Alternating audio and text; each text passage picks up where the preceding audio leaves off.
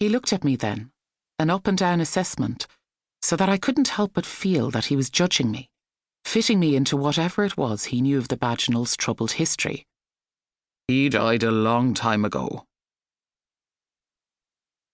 Neither of us spoke for a minute, Savage leaning down to rub a crumb of muck from his shoe with a stick he had picked up off the ground. You could drop in on your way back to Dublin, he remarked. It wouldn't be much of a detour. And proceeded with a detailed itinerary of the minor roads that led to the estate. I didn't comment, and if he saw the sudden change in my demeanour, nerves rushing to the surface, he didn't comment. His farewell to me was delivered in a deadpan tone. Mind yourself, he said. I did not intend going back. To this day, I'm not sure why I did.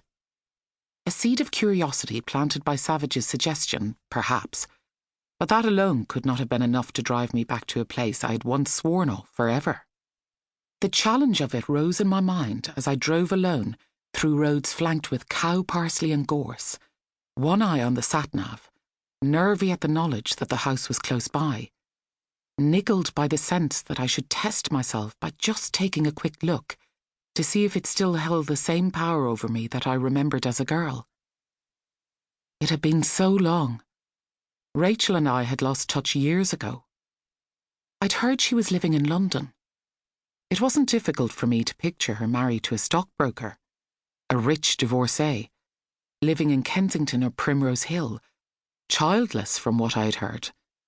Patrick, I knew, had taken over the running of the estate while the rest of his peers were at university, and even though our paths hadn't crossed since leaving school, I was still curious about him and Rachel, about the house. The estate, though large, was well off the beaten track, and by the time I found the old granite pillars that marked the entrance, it was getting on in the day, and I needed to get back to HQ. Still, I'd come too close not to take a quick look.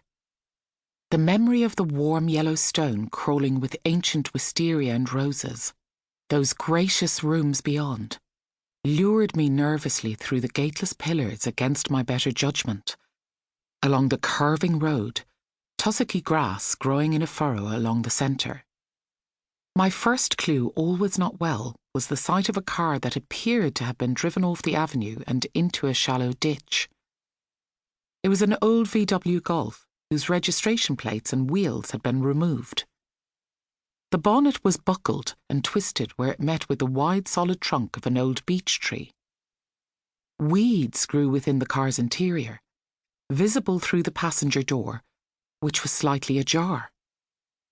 The windows remained intact, but were smudged with moss and sap and the littered seed from overhanging branches. I slowed to survey the scene, before continuing past the overgrown rhododendrons to where the avenue rounded onto the front garden leading up to the house. What I remembered of the front lawn was a clipped expanse of grass rolling down to the driveway, and a striped marquee pinned to the ground in front of the house for Patrick's party. What a shock it was now to turn the corner and find the grass grown coarse and long, balding in places. An ugly fence had been erected around the perimeter, as if at one stage livestock had been grazing here.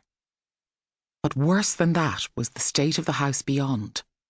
The sash windows, with their bevelled glass panes twinkling in the sun, were sagging and cracked, paint peeling off their frames.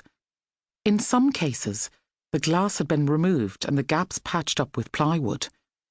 Ivy had grown thick and wild across one side of the house, hanging low over the windows or shorn back sharply over others, as if someone had made an effort to clip it back but then lost interest and given up.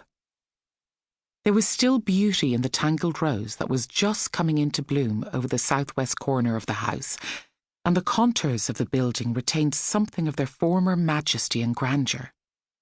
And yet it felt, as I pulled the car up in front of the main entrance, that the house was slowly surrendering to decay.